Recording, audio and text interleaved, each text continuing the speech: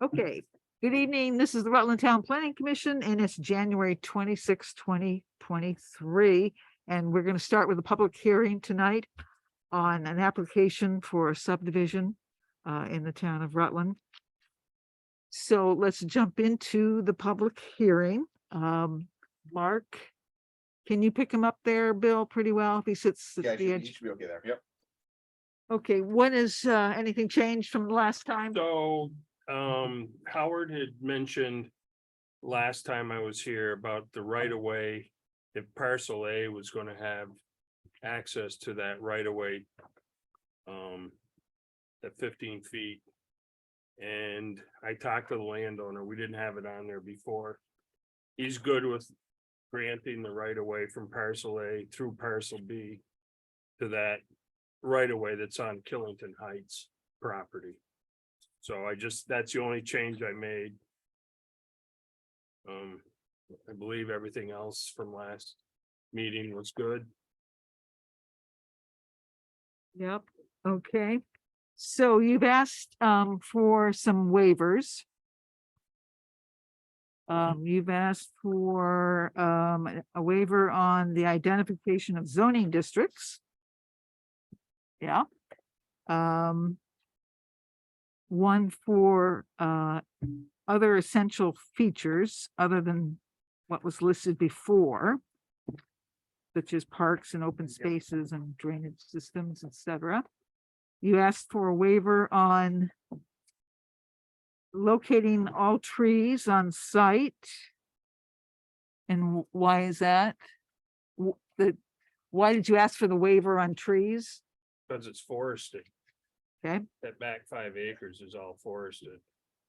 okay, and you asked for a waiver on number 20, contour lines based on accurate ground surveys. Yeah. It- I mean, at the point where if we ever do anything with that back 5 acres, obviously there'd be contours. We'd have to come back in to present if we were gonna do anything with it. Right now, it's just a vacant piece of land. Okay, We're gonna leave it that way for who knows? There's no plans. okay, and a couple more waivers, 23, bridges or culverts. Preliminary designs, not applicable, really. Right. And 24. All parcels of land proposed to be dedicated to public use and the condition of such dedication. So that's a waiver because it's not applicable. Okay. Okay. So you know about the plat requirements. Yes. Okay. And I don't see any public in person or online make any comments. Let's just go through the forms here. The application is complete. Cover letter. Are those number of pages after that, Bill? Do you know? Is this cover letter in 1, 2, or 3? The forms 1, 2, and 3. Okay. Forms received. It was just one cover letter, right? Yes. And what's the cover letter for the second forms received? 1, 2, and 3? One is the first set is what's required. And the second set is what did you get? So if you only required like the cover letter in 1 and 2, that's all you got, and that's all you need. Okay. Date of initial hearing would be 1/26.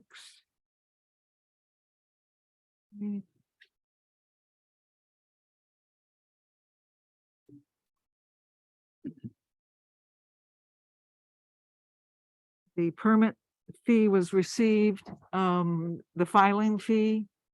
Is that still applicable? Filing fee would come when they bring the Mylar. Okay. So the preliminary plat meets all requirements. Question for the group. I'll take that as a yes. Final plat, we don't have. Any other comments by anyone? So 90 days from now is,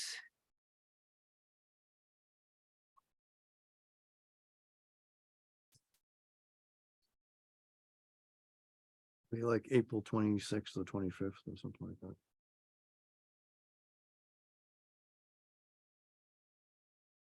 I'll have the plat in here. within the next couple of weeks. okay. But we're gonna have something for the paperwork. April 26th. 4/26. Okay, does the commission have any questions for Mark before we vote on? Excuse me. Mm. Any questions of us?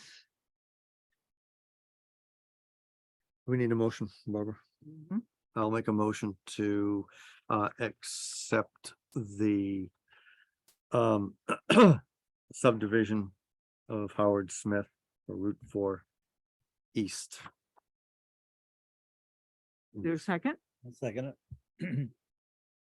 Any discussion? Last chance for questions? Okay, all those in favor of approving this subdivision, please say aye. Aye. Aye. Opposed? Okay, unanimous. Thank you. Oh, I apologize for being late. I'll never live this down. Mhm. That's fine. It's an easy one, so we were able to go right through it. So yeah, thank you. All right, thank you very much. Nice to see you, Mark. Take care. Take care.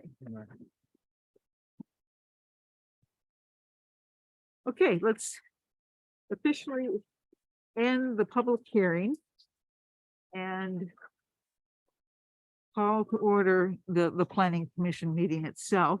And let's do the pledge of allegiance while we're at the top of our agenda.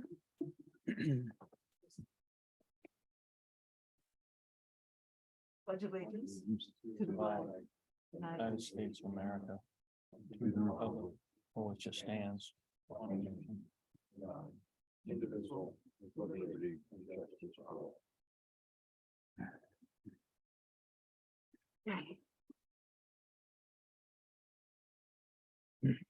Approval of the agenda. First Motion to item of approve the agenda Thanks, Dana. presented. Gary seconded. Sure. Okay. All those in favor, say aye. Aye. Opposed? Aye. Okay, still no public out there. And we did make the decision already on the subdivision and under new business. And we're waiting for Kyle Midash to join us, the floodplain manager. He'll be joining us via Zoom. So if it's all right with everyone, we could skip down to old business momentarily. And the first item there is the concern the VLCT has about the town streets and sidewalks ordinance. The league thinks that should be a policy rather than an ordinance. And Bill sent out, he gave us last time, and he sent out again the kind of definitions that the league has for policies and ordinances. Yep. You instructed me to go to the select board at our last meeting. I haven't done that yet. The time just wasn't right, the last meeting. So I'll still do that.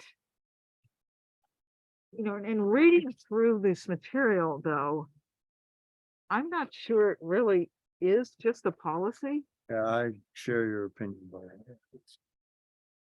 because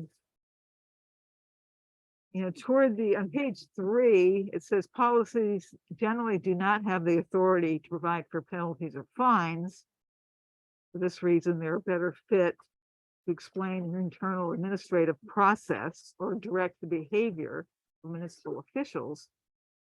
On the on the other hand, if your goal is to describe a permanent rule of conduct that creates liability or affects the people of the municipality in an important material way, an ordinance should be adopted.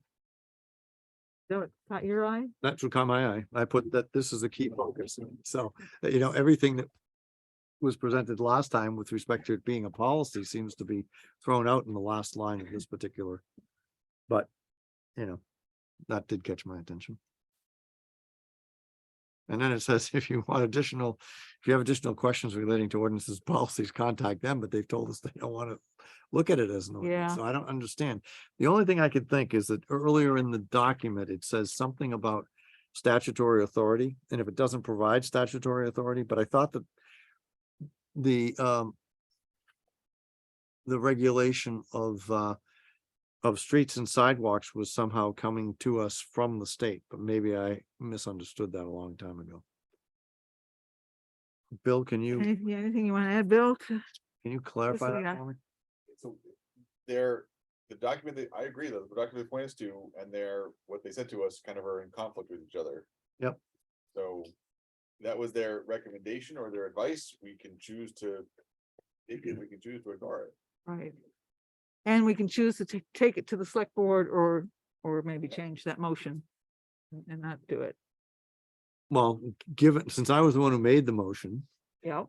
and since with the new information, and you haven't done anything, the new information seems to be conflictual, and I would have to retract, I would have to make a motion to withdraw or rescind the directions to the chair to talk to the select board about making it a policy, because I honestly don't feel, based on this description, that it should be a policy. It seems to me that it should be an ordinance. The only question that is still in my mind is whether that ordinance has statutory authority, or that we have statutory authority to create an ordinance for streets and sidewalks.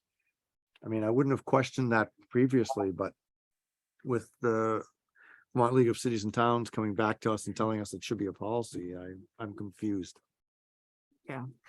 Well, we don't have to do anything this evening.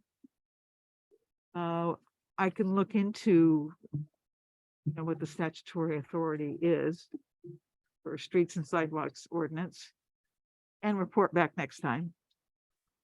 Do you need me to rescind the No. previous motion? No? Okay. At this point, no, because you may still want me to go to the select board. Okay. After what I And find. there was no timing on that. so- Yeah. Sounds good. So, okay, so we'll put that one to rest. Kyle has joined us now. Kyle, thank you. Yep, no problem. Okay. There you are. Are you ready for river corridors now? Yeah, I think we are. So this is Kyle Madash, and he's the floodplain manager for DEC in this part of the state. And he works with communities who are considering river corridors, which is the point where we're at. The select board asked us to look into it and do some outreach. I asked Kyle here to give us a little more background on river corridors and how they would fit into what we have now for ordinances and such and regulations. So yeah, you could take it away, Kyle. Okay, so yeah, right now, you guys have flood hazard regulations from 2008.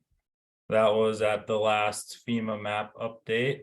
And now we're looking at updating them across the state just in anticipation of new FEMA maps and kind of keeping up with current times. So yeah, I'll go in. I have you guys can see my screen. I have a little PowerPoint. If I share the screen, you can see it. We should be able to. And Bill, would you mind just? Yeah, if you increasing can his allow volume a little screen bit? sharing, it says host disabled participant screen sharing. be able to. Let me see. Want to try again, Kyle? Yep, I think I got it now. There you go. Good? Yep. Okay. So floodplains and river corridors, just kind of a general background of what we're looking at, and the benefits that they provide. So water quality, by having room and having, connected floodplains and river corridors, you have places to filter out stormwater and contaminants from agriculture and things like that. Floodwater storage, so that, is often associated with wetlands and kind of the habitats around the streams. So when a flood comes, these areas provide a lot of storage and take some relief off bridges and roads and buildings, things that are in the flood hazard area or river corridor. Wildlife habitat, they're big areas for, deer and bear and fish and amphibians and all different kinds of wildlife live in them. Beauty, they all kind of provide a beauty to the area, which I think we can all appreciate in Vermont. Recreation, so hunting, fishing, kayaking, hiking, any of that stuff. Community identity, a lot of people, like I think of like the Battenkill and kind of down in Manchester and things, people associate that with fly fishing and different things. The Otter Creek comes through Rutland Town, so I feel like that's a big resource. And public safety, so they provide all those benefits and the safety of the public by decreasing the risk of roads and transportation infrastructure and different buildings and things like that. So the idea of the river corridor is once you get, you have houses and things kind of in the around the corners of the river, and in that area, the river becomes, the water wants to cut down and be more powerful and kind of wipe out banks, and as that becomes more encroached, the water has less and less places to go. So this is kind of another slide showing how rivers move. You can see that blue is kind of the main channel, and then over time and different high flow events, it jumps its banks and moves around in this area. So you can see why it would be beneficial to keep your development outside the river corridor, because as you get things like down at the bottom there, you have a straightened channel that wants to cut down and be more destructive. So this is just kind of another one showing how that river might move over time. So now the big difference here, which I think a lot of people have some issues with understanding, is there's the special flood hazard area, which is regulated now by those 2008 regulations. This is all, from FEMA, kind of a federally regulated area. It's tied to flood insurance. It's, tied in that more federal sense. And then here is the river corridor, and that's a Vermont mapped by the Agency of Natural Resources. And kind of the differences here are the river corridor doesn't discern on elevation.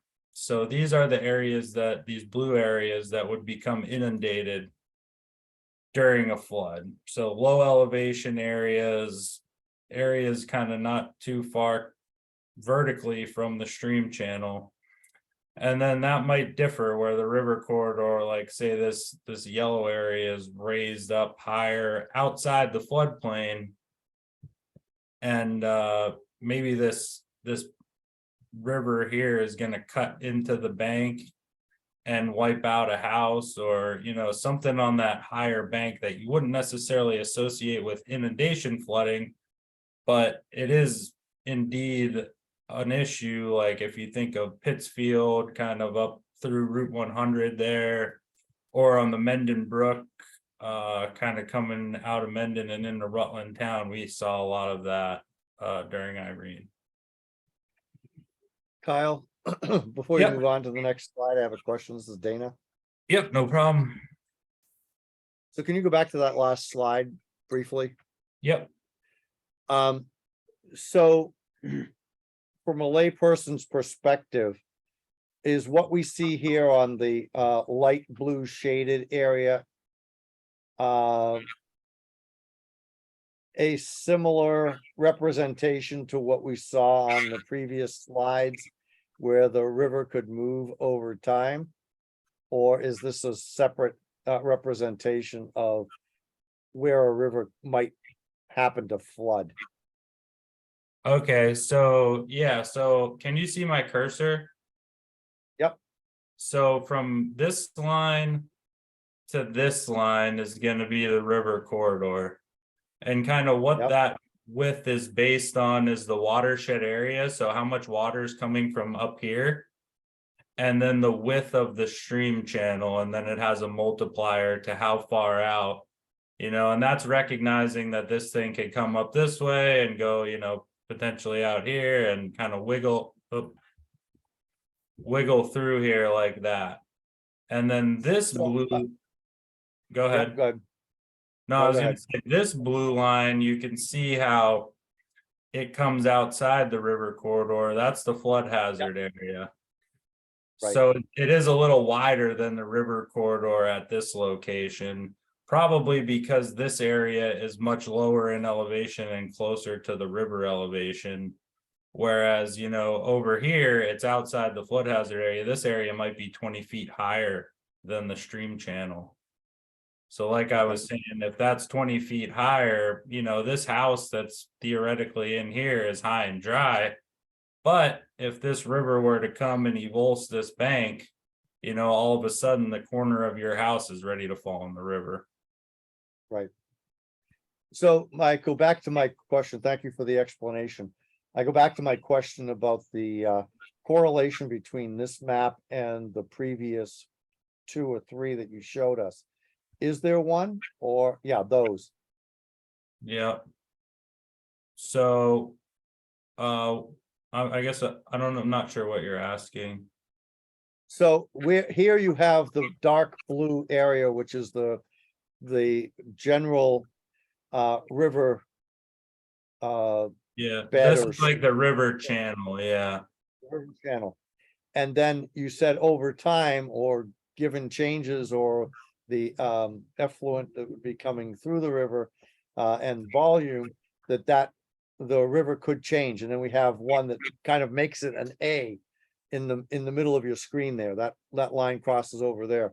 Yeah, Is there so- a correlation between this representation and the one on the following slide?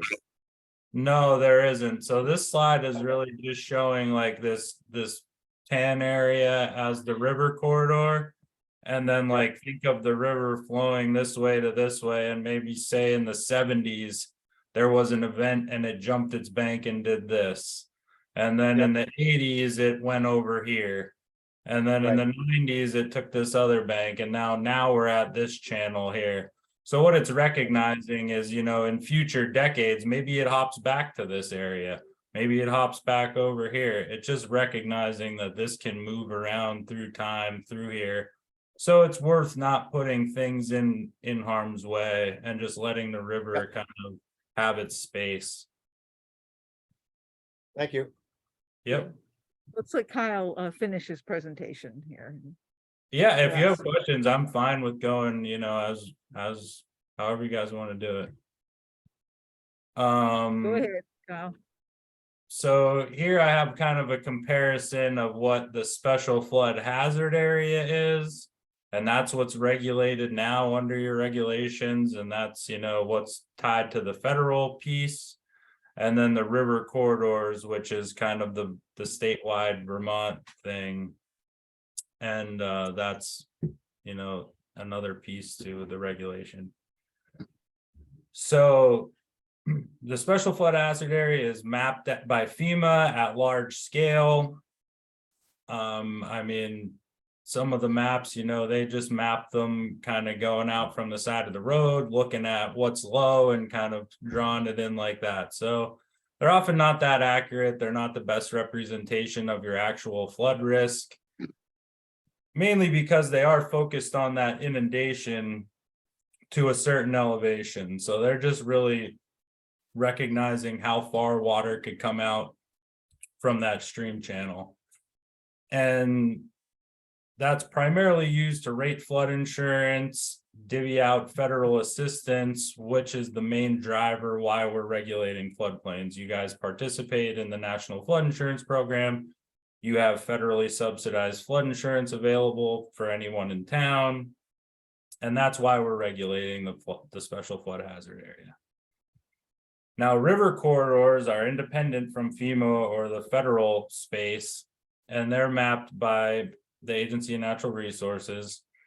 And they're focused on those erosion hazards and the channel movement. So they're not, as focused on the inundation and, the house not being that far away from the water level. This is recognizing, those big landslide events we saw in the Mendon Brook and, things like that, rather than the, something like the Otter Creek just raising up and flooding out your field.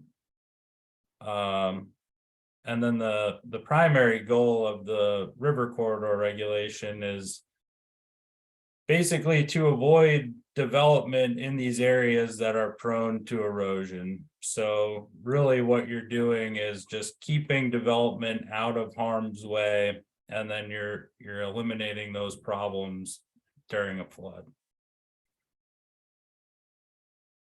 So now I kind of have a comparison in between your current flood hazard area regs, and we have a standalone bylaw, which I have a slide about, and that is kind of something we came up with for towns without zoning. So, sometimes when you have towns with zoning, they want to do their own, really work things into their existing regulations.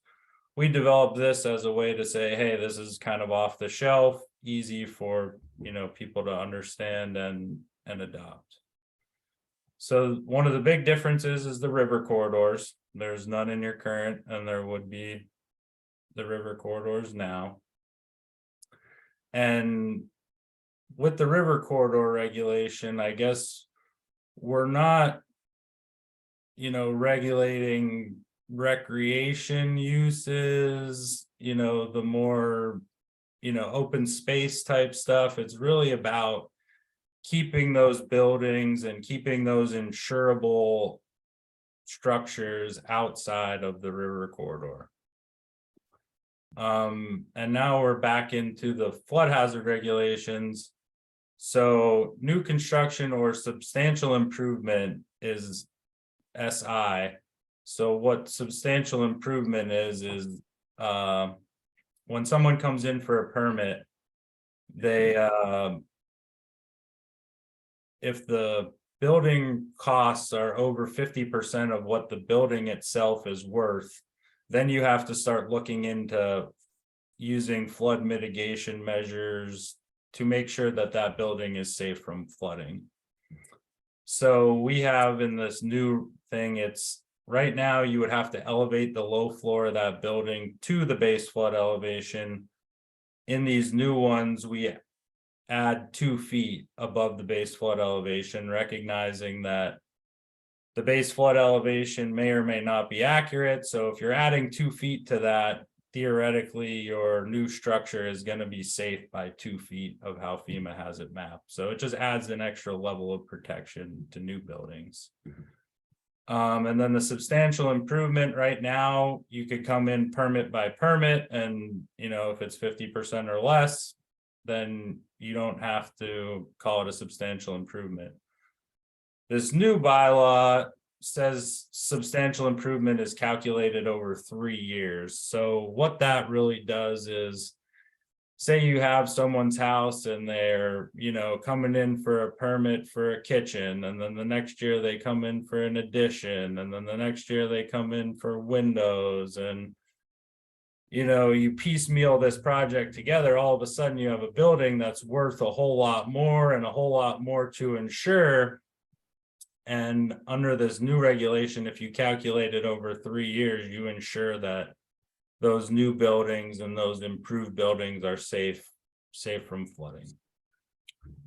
And then this new one has no net loss of flood storage capacity. So what that would mean is if you are proposing to put a fill pad in for a building or a driveway or, something like that, you would have to remove the same amount of material elsewhere to kind of make sure that that flood storage is maintained in that area. The new one would prohibit new critical facilities and material storage in junkyards. So critical facilities are like hospitals, schools, fire stations, police stations. Maybe in a smaller town, there's only one gas station, like things that during a flood you're really going to need. So you want to keep those out of the flood areas. And also new structures in the floodway, which is kind of the floodway is separate from the flood hazard area, and then it's the area right around the channel that has deep moving water during that base flood and is kind of a dangerous area when the water's high. And I think that our standalone bylaw more clearly defines exempted activities, permitted activities, and conditional use activities. So as we've gone through bylaws over the years, we get certain kind of projects, like the new ones include restoration projects are exempt from permitting. Just a little more clear for the zoning administrator or the administrative officer to kind of figure out what exactly needs permitting and how it should be permitted. The standalone bylaw, so it was created for towns without zoning. The higher standards we already went through. Add specificity, so that was kind of what I just mentioned with the exempted conditional use permitted activities. And then having these higher standards, so the higher standards being the substantial improvement, the 2-foot freeboard, the no net loss or compensatory storage. That's having those in your regulations and enforcing them is going to make you more competitive if you guys were to go for federal mitigation funding, or say you wanted to replace a bridge and we're looking for grants, things like that, and be a little more competitive in the town that doesn't have the standards. And then the increased ERAF rates, which is on the next slide. So I have another slide breaking this down, but right now you guys are at a 12.5% payback for the emergency assistance fund.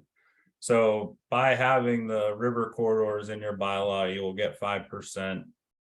And I have a better breakdown of that on the next slide.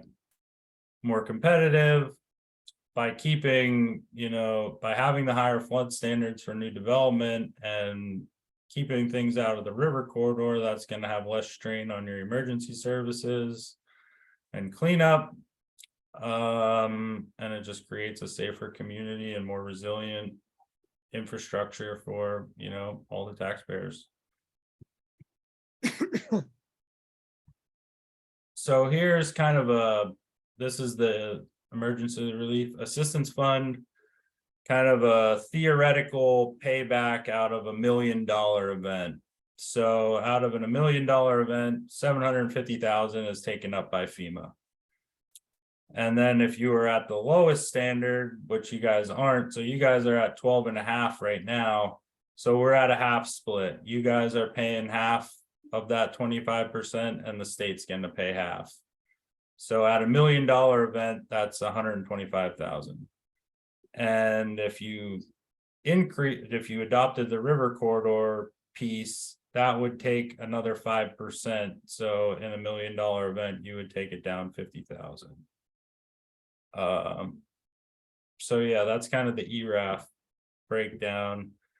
And where that becomes important is, you know, say this could be for a bunch of little events, you know, little things, maybe one bridge gets taken out or this or that, or say we have 2 big events in 1 year, you know, that's really gonna decrease the town's payout on what that would be. So that's when there's a federally declared disaster that kicks in. Yep, yeah, federally declared disaster, and that is, you know, anything. I mean, we tend to focus on floods in Vermont, but it really is the Emergency Relief Assistance Fund. So, you know, fires, like even COVID, I think had some play in these cost shares. So it isn't just for flooding, even though we really focus on flooding, because that's our kind of our biggest threat in Vermont.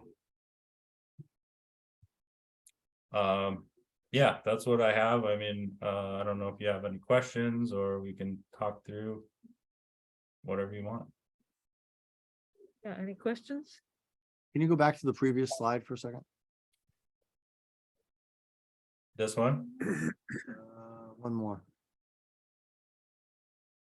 or the No, that's fine. Those are good.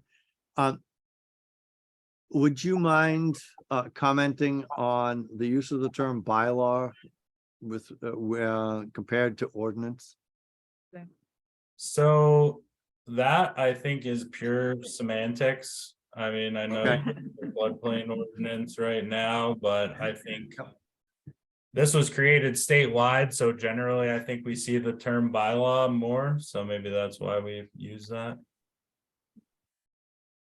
So Kyle, everyone's got an RRPC map of the river corridor and the special flood hazard area and the floodway for the town of Rutland. They've all got their personal copies here, and we've got a larger map too. You know, not a whole lot of surprises. Can you explain the streams a little bit? I mean, of course, you know, we've got East Creek and Otter Creek as like the focus in the town, but there are some streams leading into those waterways that would also be covered by river corridors. Yeah, so the big one is, so there's kind of 2 pieces to river corridor too. There's like that full river corridor that I talked about that's delineated based on watershed size and the stream width. And then once you get into these smaller tributaries, like kind of a lot of the stuff leading into Mendon Brook, those watersheds are smaller. And anything under a 1/4 square mile watershed has a 50-foot setback from the top of bank. So I think your major river corridors in Rutland Town are going to be Mendon Brook, East Creek, and the Otter Creek. And then probably a lot of the other ones are that 50-foot setback. You know what we have, Kyle? We're part of our town is in MS4. Mm-hmm. And it's the Moon Brook watershed that comes out of Mendon and Killington on the eastern side of our town. Yeah. And we have a set of we have an ordinance that prohibits and regulates activities. You know, most of them 50 feet from the Moon Brook. So how would that fit with a river corridor bylaw or ordinance?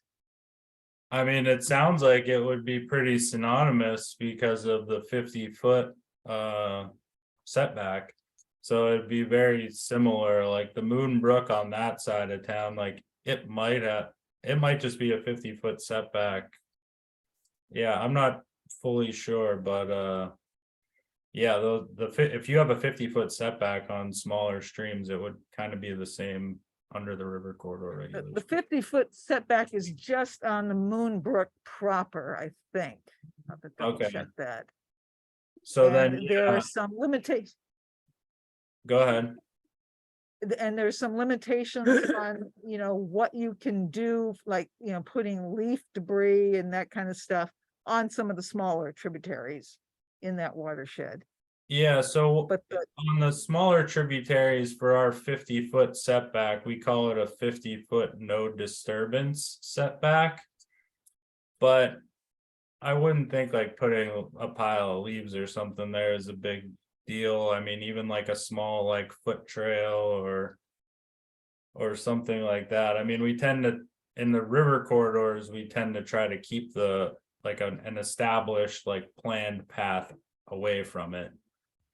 But yeah, that would be part of it. And then I think the river corridor regulation piece, like in those bigger river corridors of the Otter Creek or the East Creek, is if you have an existing building, you have 50 feet on the downstream side of that building that, as a, recognizing that there's already an encroachment there and we can build off of that. It's really limiting those new encroachments, like you wouldn't want to put a brand new garage or building or something like that in there. But if you have existing development there, you can add on to it, or so 50 feet on the downstream side. Or if there's another building within 300 feet, that whole 300 feet is kind of open for infill. the Otter Creek, there's not much development along the Otter Creek because that Well, is so sinuous anyway. It's all over the place. that, and there's a lot of wetlands associated with around it, so yeah, the Otter Creek is yeah, it's already Yeah. pretty. The East Creek, I see some existing structures in the river corridor, but just a few. There really aren't that many. Yeah, yep. Yeah, like one that comes to mind is probably right on Route 7 there. There's like that brick building across from the Green Mountain Power place. That's probably in the river corridor. Some stuff through there. Yeah, And then, yeah, Yeah. maybe down in town too, there's some houses. yeah. Yeah, so I mean, that's worth looking at, like what, what's in these areas and what does this mean for us? Like, is there areas that are looking to be developed, and do you want to protect that or accommodate that, or, however, whatever you guys think, because it is different in each town, like it deserves to be looked at. What exact areas are you concerned with? And that's Yeah, things so the we've select- done too in the past, is like, all right, we're thinking about adopting river corridors. There's areas that you could say, all right, this is an infill area. It meets the standards, it's not part of the river corridor. Things like that. So Kyle, the select board, I think you were there that night, asked us to do some outreach on this.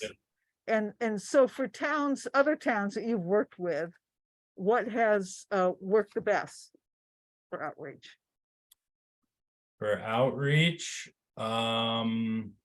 Just, yeah, yeah, to putting get the it out word there, out. like, and- I guess you can, if there's big landowners, like big farms, people that would be affected in that way, kind of into singularly identifying them. I mean, it's really important for the whole town, because when you have a disaster, everyone uses roads, everyone, uses all these things that could be damaged. So by protecting that, you're protecting people's way around the town and their tax dollars. So it does affect individual property owners, but it really does have a big effect on, basically anybody in the community that uses the transportation infrastructure. Yeah, and to clarify what you were talking about with those rates, that's for disasters, but it's for municipal assistance. It's for the roads and the bridges and the culverts that get blown out. It's not for individuals. No, who it's not have for lost. individuals, yeah. So yeah, that would be a big part of it.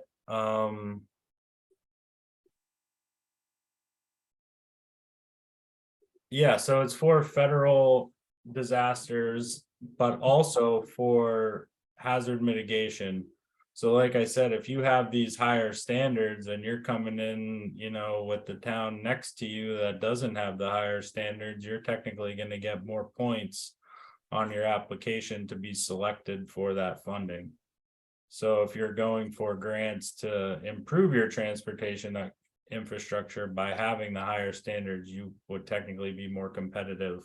Depending on, you know, what the funding pool and what the competition is at that point. Yeah, and this new standalone that you're talking about, it's a slimmed down version a little bit, but it still meets FEMA standards and insurance. Yeah, this was know. vetted by FEMA, has been pre-approved, so.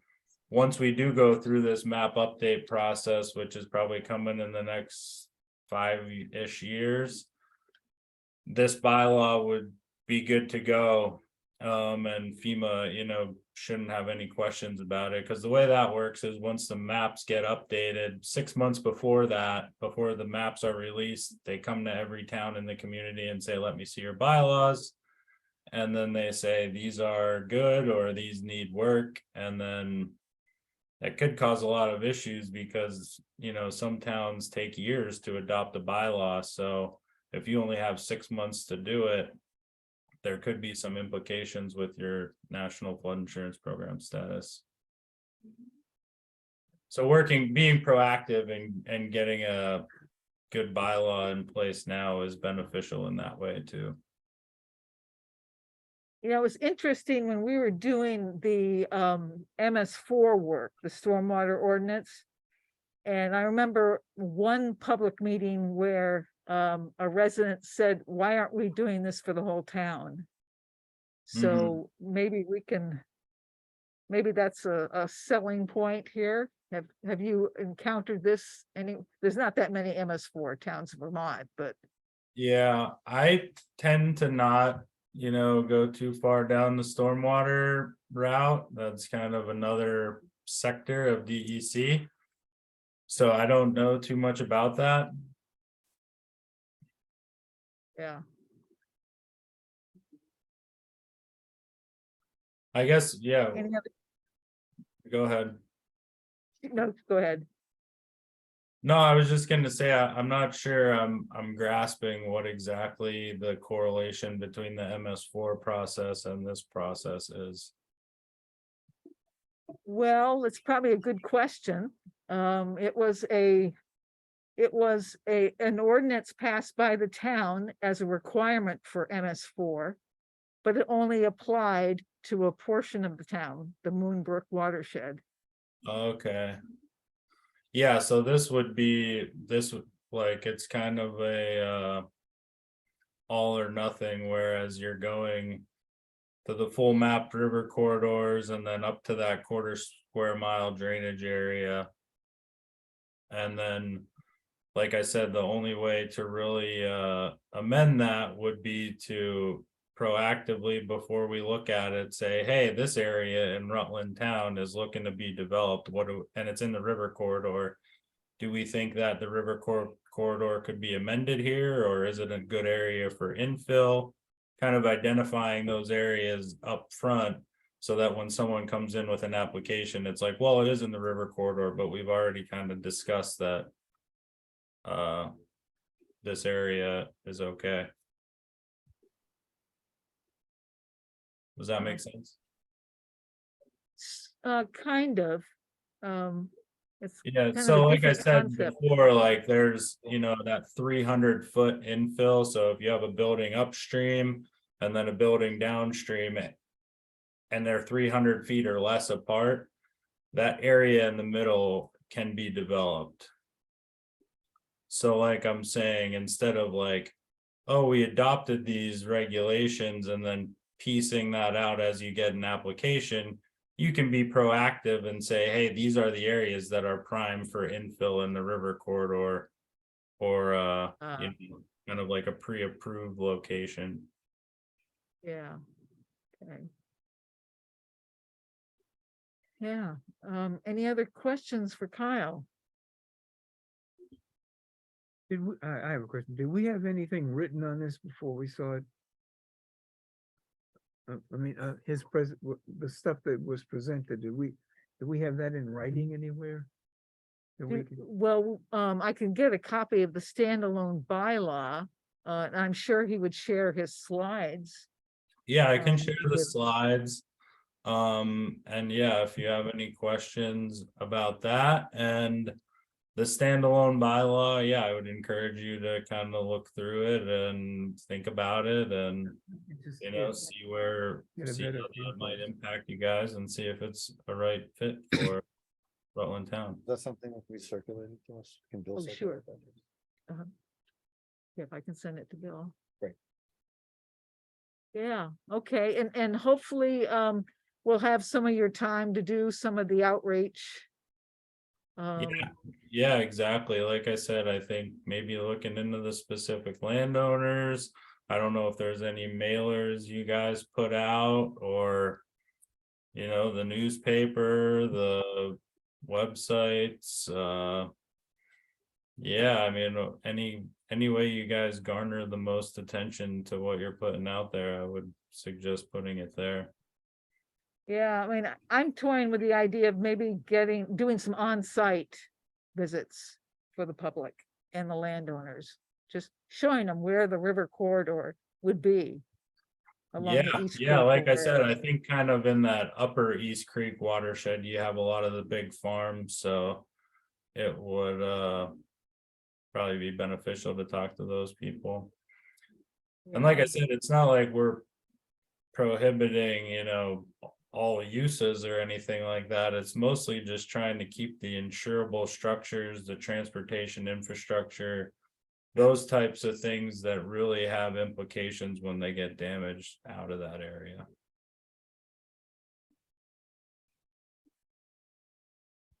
Okay, well, thank you, Kyle, for joining us tonight. Yeah, no Mary problem. Beth, do you have any questions? There's one other person who's remote. Mary Beth, do you have anything? No, I'm good. Okay, All makes sense. thanks, Kyle. Thank you, Kyle. Yep, no Thank you. problem, everybody. If you have any questions, just let me know, or if there's another meeting, you know, whatever you guys need, I'm around, so just let me know. Great, great. All right, Enjoy the rest of your evening. yep, you too, thanks. Bye.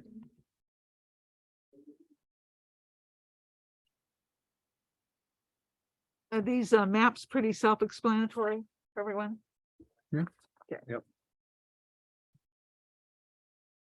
We have such an odd shaped town. And you put in the waterways, it's even harder. I gotta tell you, with my color blindness, trying to figure out which dot is a mobile home, other residential. Yeah, I think that's a it's- problem for all of us.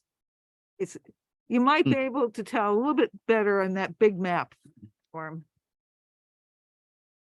If you're that interested. Well, I think your idea of some on-site informational meetings makes some sense, particularly in the areas that of the large farms and things of that nature, which he mentioned. Well, I mean, there's like some of Colonial Estates is in the river corridor. And it looks like maybe some of them are courier buildings might be, or real close. Does everybody see that? Up off the East Pittsford Road? Colonial Estates is really high up from the river for the most part, Yeah. except for Yeah. the very Gotta lower end. be, it's gotta be. It's just that one, Howard, that goes down the real steep one. Remember all the problems with the road? Amanda. Yeah, Amanda, down Yeah. at the end of Amanda's right down kind of low. Yep. That's about Yeah. The only one. If you walk up to the reservoir, have you ever walked up through Yeah. there? There's a Oh, yeah. few houses on the left that are really. They're down like there. right on the, right on the, Yes. Walk up through Northwood Park and go back around. Yeah. Yeah. And Yep. my daughter loves to walk there and I've walked with her and I look at that. I hope those people got life rafts. But but most of that other stuff's way up, even though it's close, it's steep. Yeah. Some towns have more of an issue with the streams, but most of the streams here are in very undeveloped areas, except for Moon Brook. We already have the ordinance for that. In Moon Brook, there's some close buildings around Moon Brook. You get out to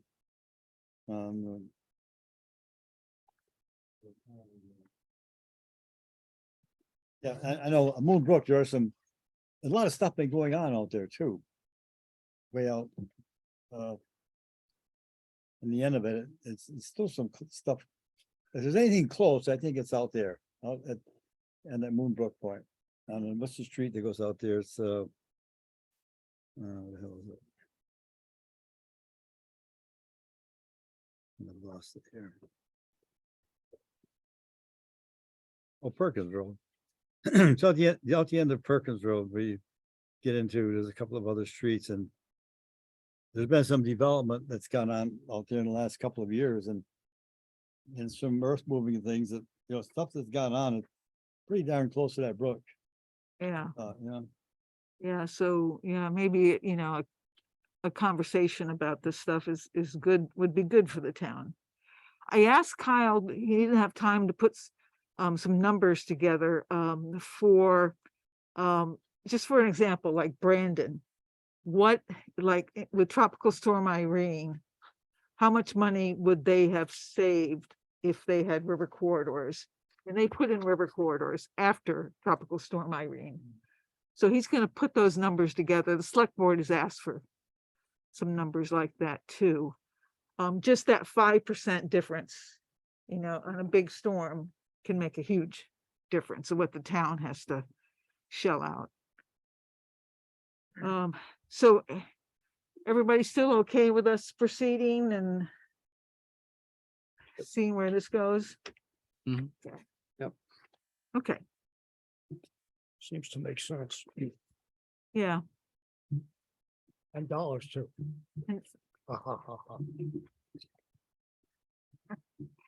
Norm just woke up and we're all falling asleep. Okay, back down to old business. So we took care of VLCT. Yep.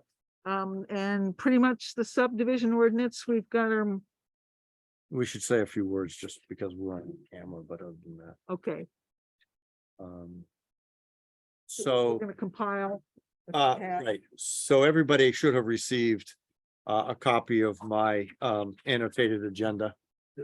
And on that, I have listed the things that we still need to look at. Among those, there are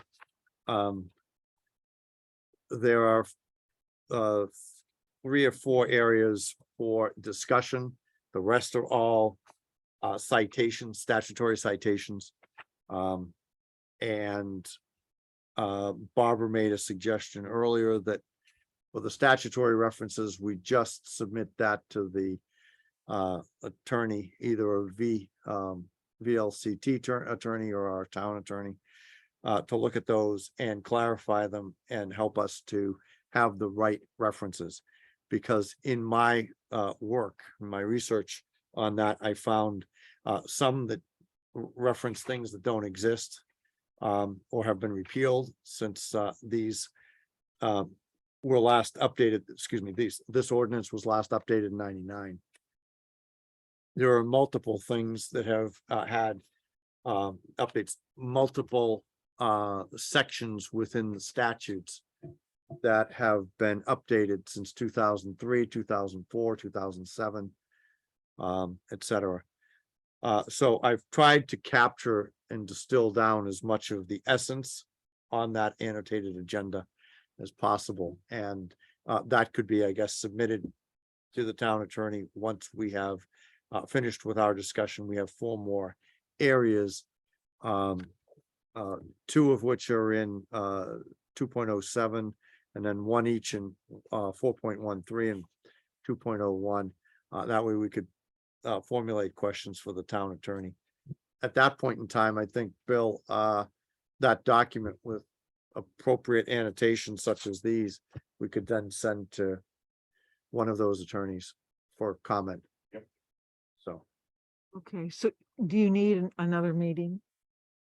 I think it would be important to be a lot shorter because we're not gonna be going over all of the statutory references, I think. But there are 4 things that we needed to discuss in terms of where we are at.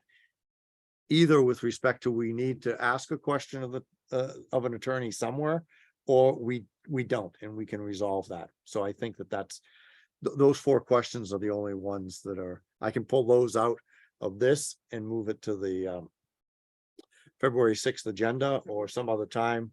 It could even happen perhaps at one of these meetings, because I don't think that would be very time consuming, but you never know. So What is- that's what is- entirely up to the pleasure of the group. Yeah,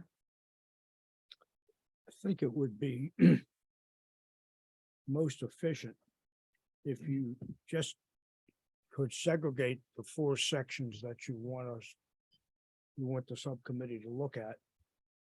And just get them on a sheet or 2 of paper. But they're already on this annotated document. I can pull those out.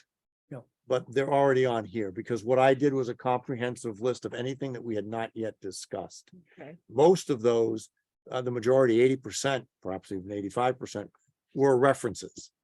And then I did the preliminary check, and then I found that it was getting complicated.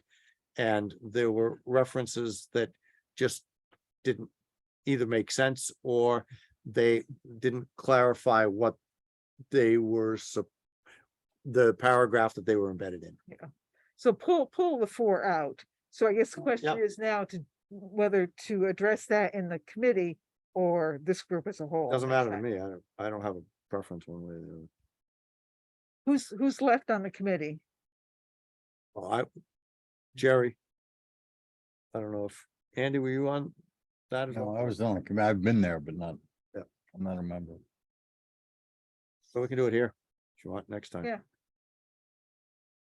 Okay, sounds good to me. So put it on the agenda for a half-hour discussion or something. Mhm. Okay, 20 minutes. yeah, I was gonna say 20 minutes, but given the way we sometimes talk about things, Don't be surprised if you see 20 minutes on the agenda. I'd rather have 30 minutes allocated and we finish early, but that's okay, Yeah, but what either she- way. What she's saying is 20 goes to 30 and 30 goes to 40. So if you keep it to 20, if I'm reading her correctly. Am I that transparent? Yep. Okay, thanks, Dana. The rules of procedure are complete. We talked about them having them take effect after town meeting day, much like what the select board does. Right. With its timing. That doesn't mean we can't pass them tonight and make them effective sometime in March. So, And the other question, I mean, if people want to look at it now to make sure that it's what they want, then that's fine too. That's you entirely. I have executed all of the tasks that have been, yeah, and the most recent tasks were formatting. and making sure that the shalls, and if you want me to make comments about the shalls and the wills and other things, I can do that, but that's pretty much minutia, so. Does the group want to look at these one last time before we vote on them? Or you can always change them. You can always change them. You can act on them tonight if you want. Is there a There's motion? a lot of discussion. I'm okay with whatever the group wants to do. Is there a motion? Kind of, Then Bill, what date in March would you give this to be effective? The town meeting is March 7th. Yeah, Voting day is March 7th, and The select board usually appoints us On March 9th. So the Oh. select board meeting is when? It would be after the 9th, right? Their reorganization. The board meeting, the reorganization meeting will be the 14th. And so we meet on the 9th and then we meet again on the 30th. So I think we should go with the 30th. I think Barbara, you and I had talked about this, or maybe I talked about it with Mary. If we set an effective date of the 30th, then the select board can make sure that the planning commission is reconstituted if need be. I mean, otherwise, Yeah, and then that would take place effective for the 30th because they meet on the 14th. okay, yeah, gives us a little leeway. So then this would, So is there a motion or not? For this meeting? Not hearing. well, it's self-serving if I make the motion, so I'm not. We'll make it. The motion. Self-serving or not, it doesn't matter. So I'll move that we approve the planning commission rules of procedure as presented tonight, Effective March, effective March 30th. Is that what we're saying? I'll second. okay. Any discussion? All those in favor? Aye. Aye. Aye. Opposed? I, Okay, unanimous. And Bill, are you looking for everyone to sign this? There's lots of lines in that signature area. I think Dana included one line for everybody to sign, so that's up to you all if you want to have it, so. Would you like that now? Should we do that now? Let's, Jerry, why don't you start? Start with this copy. Yeah. I'm gonna sign on the last line. then. Gonna sign on the middle line then. Us.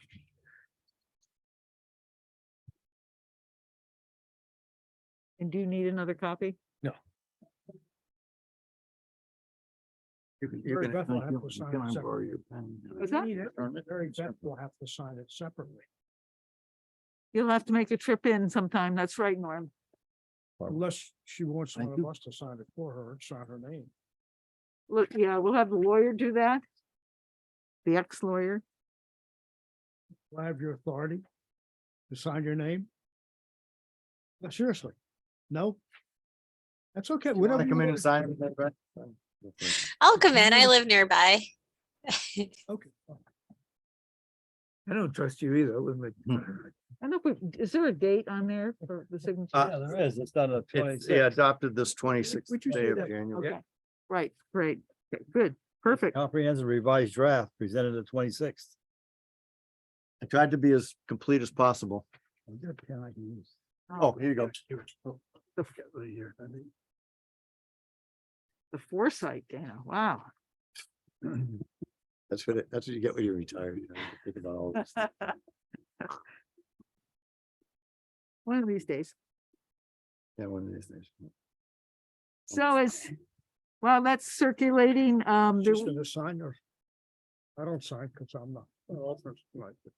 You're gonna come in and sign this? Okay. You have to sign for Norm. yourself, Norman, because Yeah. there are only 7 voting members tonight.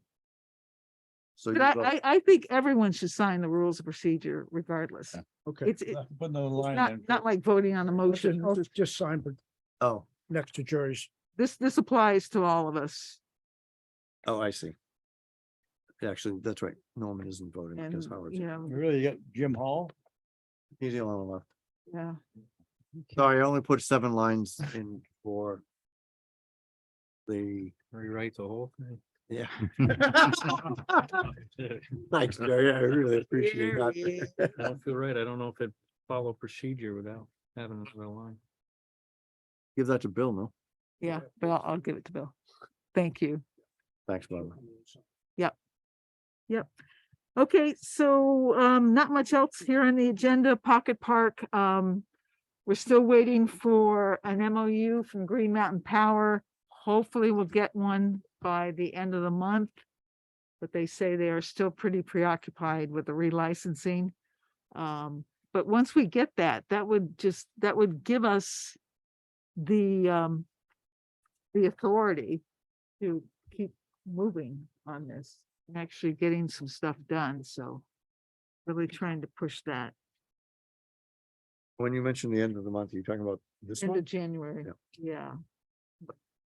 Hopefully. Great. Any announcements? Oh, I'm sorry, Sherman. No, I was just saying it's not far away if it's the end of this. month. Yeah. Any announcements? News?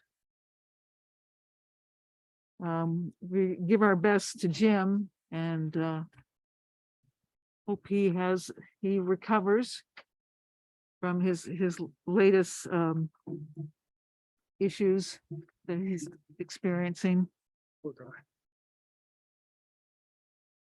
Okay, approval of the January 5th minutes. Move to approve.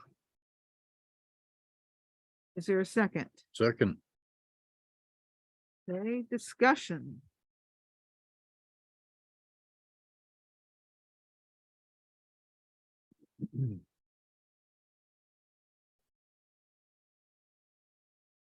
Norm, I just had one suggestion. I don't know if it's a correction. Under new business number 3, the second sentence, it says parcel B is undeveloped. I thought what they said would, or would read better would be parcel B will remain undeveloped. It may not. I don't think that's right. Hmm? It may not remain undeveloped.